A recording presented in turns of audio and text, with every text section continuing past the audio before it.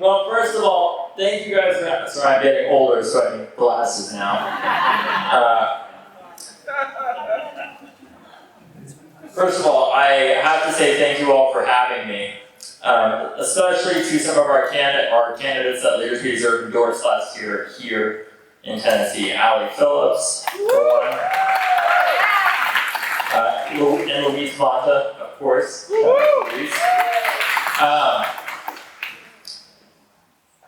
I also have to thank Karen Reynolds for helping lead the March for Our Lives here,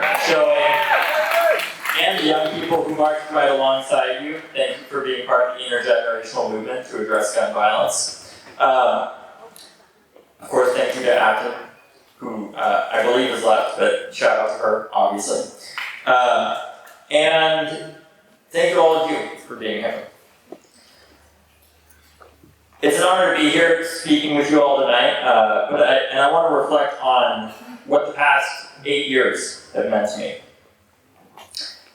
As many of you know me through my work with March for Our Lives, but I want to fast forward a few years to 2022, when I was just a junior in college at the age of 22, making calls for Maxwell Frost, who was running for Congress in Florida at the age of 24. And when Maxwell called me, we knew each other because I hired him to work at March for Our Lives.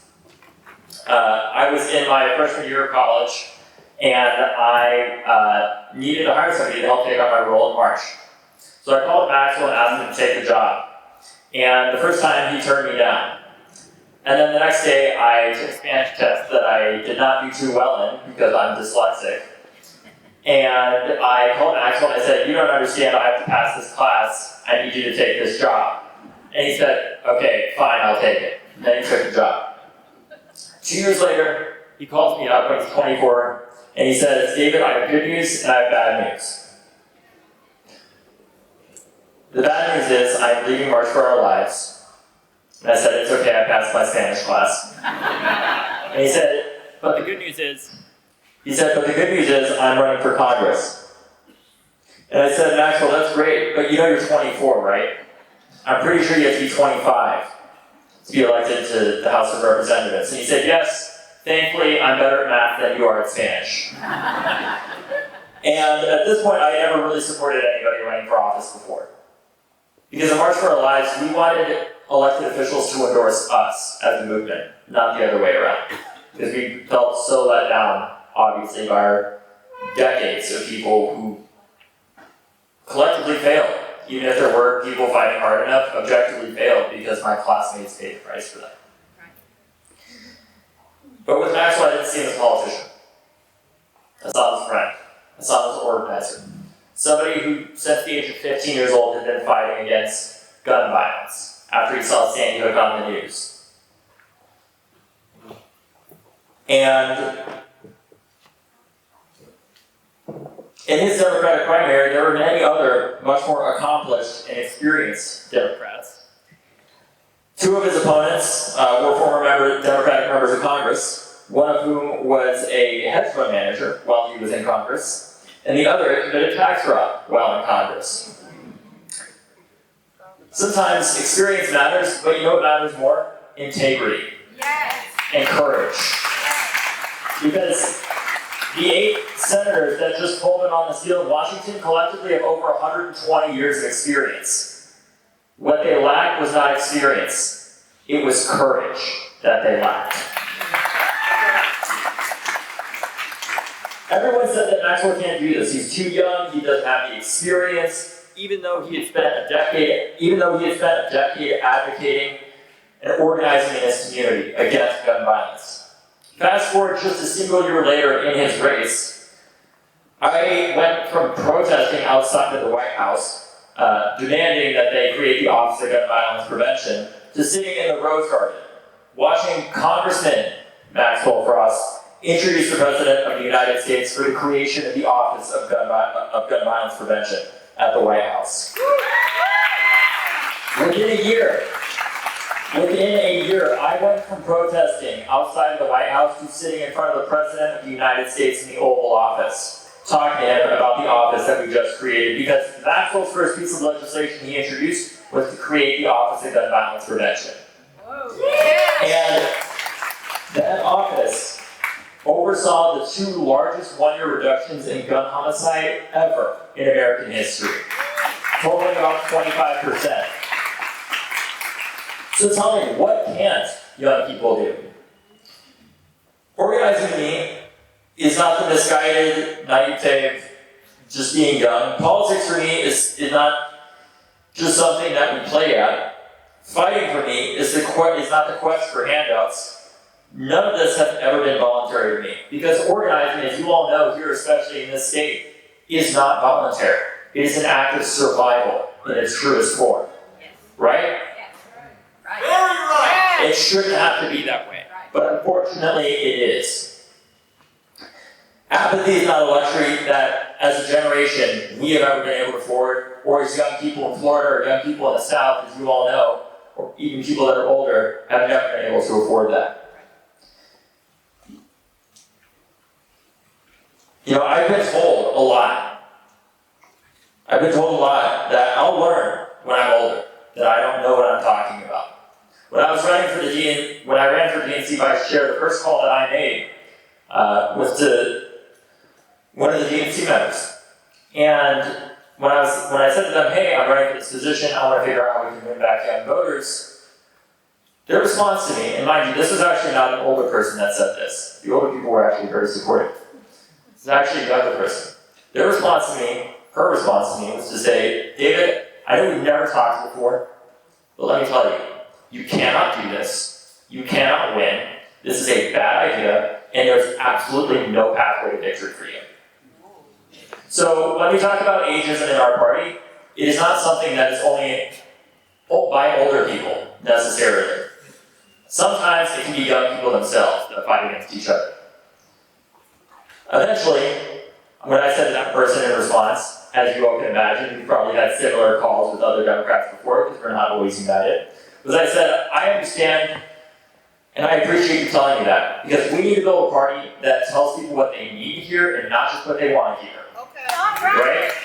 And I said, even though you may not be there with supporting me, I still care about your constituent group. So I'm going to continue talking to you. I'm going to continue getting your advice, because even if you don't support me, I still want to serve you in this party. And I called them almost every day for a month and a half straight. And right after Tim Walz endorsed me, you'll never believe who called me within 30 minutes and said, this is so great, how can I support you? Right? We've all had similar experiences if you work in politics. But ultimately, we have to put our egos aside. Even if somebody says something like that to us, we've got to stay focused on the bigger picture. For me, that was how do we win back young people. Right? Yes. Right. And we have to have forgiveness for each other for when we say dumb things. But to those people who say that, I'll learn when I'm older. You know, I've been told to wait my turn, that my time will come. Well, my message to them is that they should check their Rolexes, because that time is right now. That urgency, some of you got that reference. That urgency and constantly hearing, wait your turn, is why I co-founded Leaders We Deserve. To elect the next generation of young and talented leaders to state legislatures and Congress. Right now, we're supporting some incredible candidates who I truly believe can transform the Democratic Party. And guess what? They're not just in swing states, right? Because every state matters. I know what it's like to be from a state where people tell you, you know what? It's just that it's a lost cause. It's not even worth trying. Guess what? That is the reason why so many people that came before us didn't even bother trying. After Parkland, we heard the same lie. It said, you know, it's terrible what happened to you young people, but this is a Republican trifecta state. You can't change anything. And you know what we said? Watch us. And guess what? We showed up. We showed up because we had the one thing that those pollsters, those consultants, and those purported experts who have decades of experience don't have, which is the belief that this country is still worth fighting for, that this party is still worth fighting for. You guys believe in that? Because too often, the biggest obstacle to our success in the Democratic Party is not the polls, it's not our messaging, it's not any of the conventional wisdom that we're told. The biggest obstacle to our success is the self-fulfilling prophecy that tells us that change is impossible. And I'm here to tell you tonight from the state of Florida that we have a message for you all here in Tennessee. It is possible. Because after Parkland, if a group of teenagers can show up by the thousands with their parents, with teachers, with grandparents and others, and we can march with people like Karen by the millions around the country in one of the largest student protests in American history, and change gun laws, and raise the age to buy a gun in Florida to 21, and pass the red flag law so that when somebody threatens to shoot up a high school, or in one instance somebody threatens to kill my own mother, we have the right to remove that person's firearm because we understand that is not a responsible gun owner. We did that. We did that in a Republican trifecta state. But what it required was us having something that I think that we've lost increasingly in this party. Faith. Yes. That a better day will come. And it's hard to have. Trust me, I know. Every time I see a shooting on the TV, it's hard for me to continue to have that faith. But even if I don't have it, I keep fighting. Because I know that we can fail 1,000 times, but all it takes is us succeeding that final time in order for us to have succeeded in the end. Right? Yeah. Because what enables me to keep going are the people that I have around me. And it's not just the people in my family, it's not just people like my sister Lauren.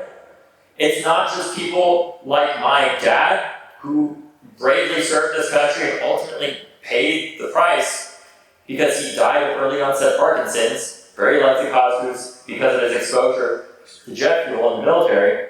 I also know that there's people out there like Alec.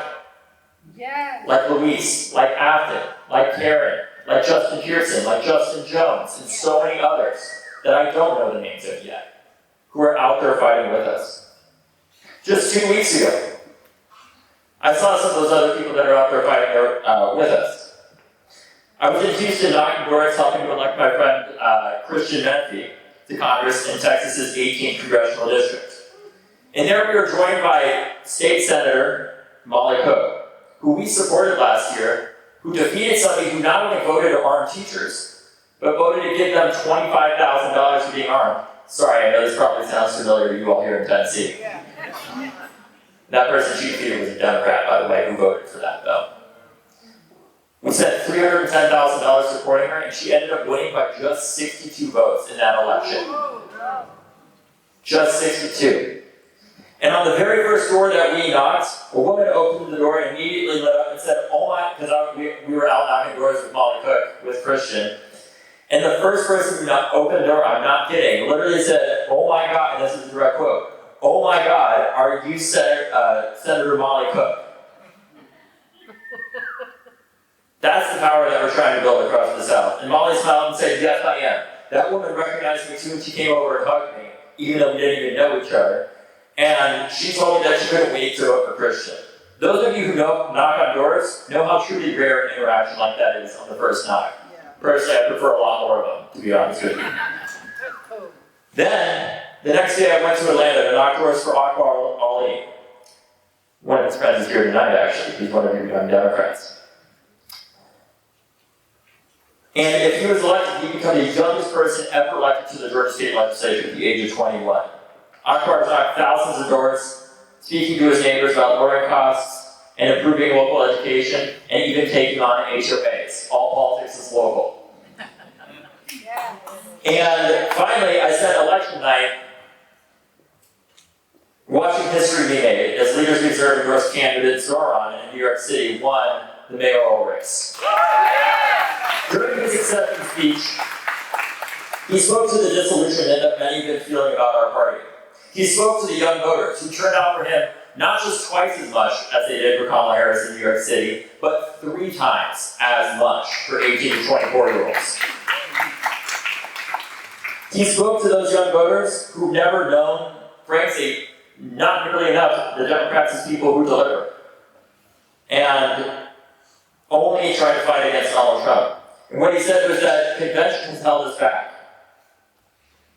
We have bowed at the altar of caution, and we have paid a mighty price. Too many working people cannot recognize themselves in this party. Too many among us have turned to the right for answers to why they've been left behind. But I know that those young people can be won back. Because we saw that last Tuesday, right? Yeah. After the election, we saw so many people that said, the country shifted to the right, everything's over. But then we saw a massive shift to the left on Tuesday. And the reason for that is because voters are looking for something very simple.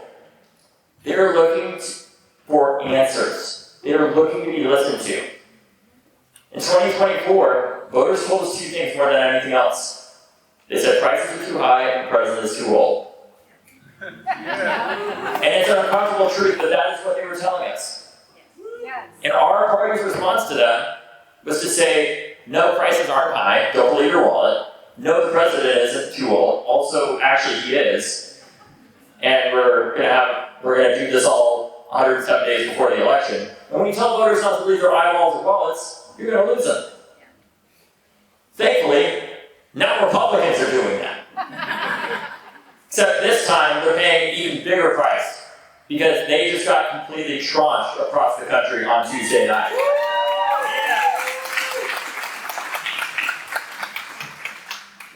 The type of people that we're fighting for are people like my dad, who not only served this country as a helicopter pilot in the Navy, flying the same type of helicopter the president flies in, H-3.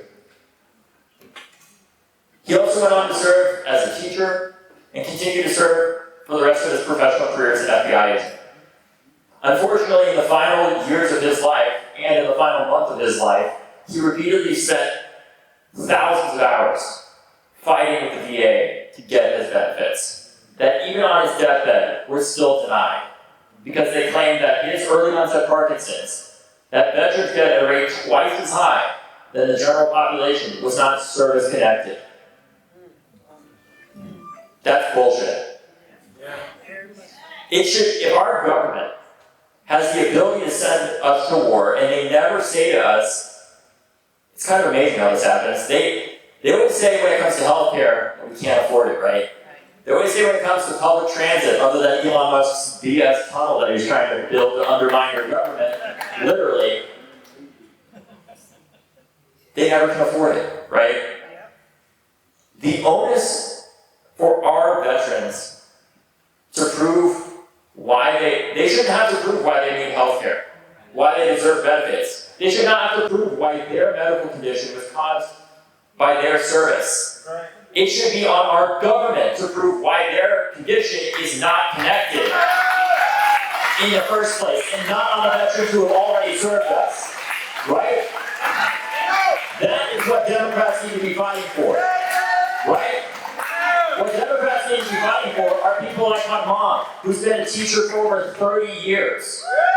Who I was able to live where I live and grow up where I grew up because my mom had a good paying job as a unionized teacher. Right?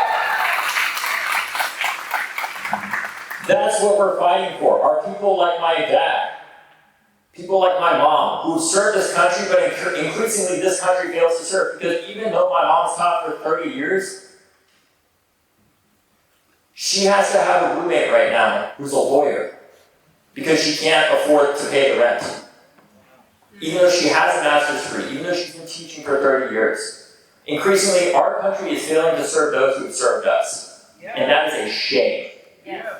Because increasingly, our country isn't serving those who served us, but they sure as hell are serving the 1%, and that is a load of crap. Right? And I believe it's time in our party that when voters vote for Democrats, they know that ultimately we are here to make government actually work. And that's not a scary thing. Because we are the party that helped to build Social Security.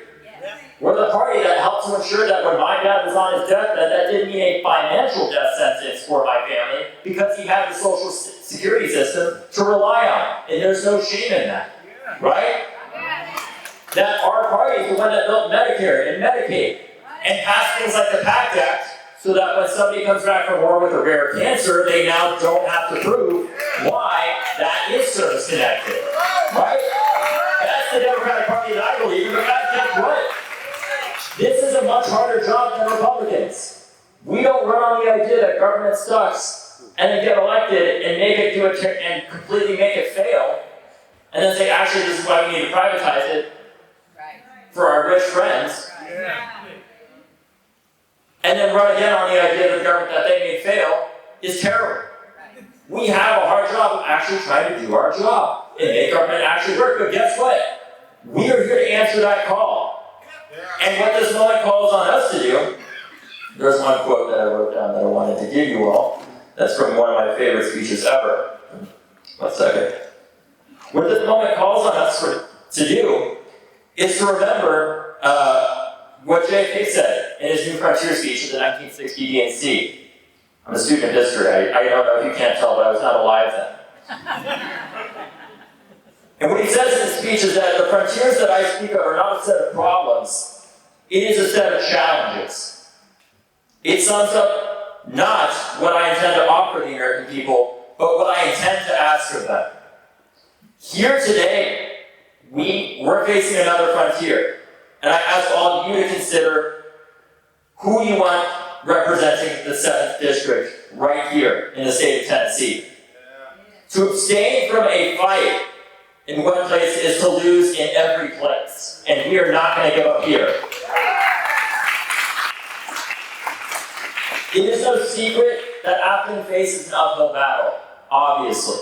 But progress does not sled down the slopes. Progress trudges up the snowy hills, one grueling step at a time, and I'm here to take that step with you all. And that fight is being led by Aftyn. This race is supposed to be a layup for Republicans, affirming the idea that they take nobody seriously. Well, I can tell you, they're taking Aftyn seriously now, and that's because of you all. But we aren't there yet. We have a lot further to go. Right now, Republicans are scrambling to throw money into this race, but we know that we can out-organize their cash, because while they have cash, guess what we have? The people, right?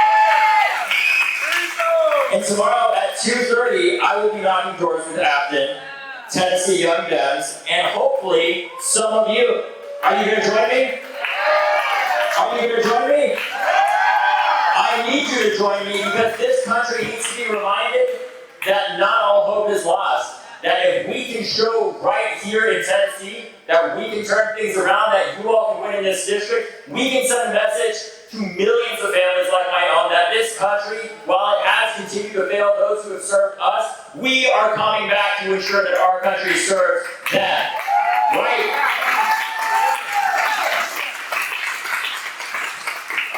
Because I know it can. Because I know if a bunch of teenagers in Florida can wake up a generation to believe that change is possible on an issue that so many considered intractable, that then in less than a decade results in gun violence decreasing by over 25% and helps to send the first Gen Z member of Congress, first member of Gen Z into Congress from our movement, that you all can win here in Tennessee as well. You can do it. But you can't fall into the self-fulfilling prophecy that tells us over and over again that we can't, because DC is full of cynics. It's full of people who say that we can't. I hear it every day. But the beauty of being in a place like this is Tennessee and the South shows us over and over and over and over again how against enormous odds you all prove the history. Your history, the history books show that you all fight back against those odds, and you win time and time again. You know why? Because science tells us for every force there's an equal and opposite reaction to that force. You all are the reaction to that. And there's a lot of terrible stuff that Trump is doing right now across the country, from ICE agents smashing windows and taking literal children out of people's cars, to Donald Trump being exposed as a pedophile, right? a child $400 to have sex with them. Increasingly, I question what the Republicans are saying that isn't projection at this point. Right? Their whole thing was to say, we need to stand up for this pedophilic cabal, and now they're the ones protecting the actual pedophile cabal. That's bullshit. I'll say it. It's ridiculous.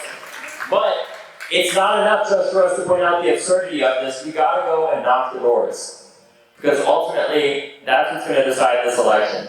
It can be decided by a field margin. I am here to help support in that, and I cannot be excited to go and knock doors tomorrow. And I hope that right here in this county, we can send a message to the rest of the country that while you may have given up, not all of us have. And you can still come and join us in this fight, because this country is worth fighting for. Thank you all so much.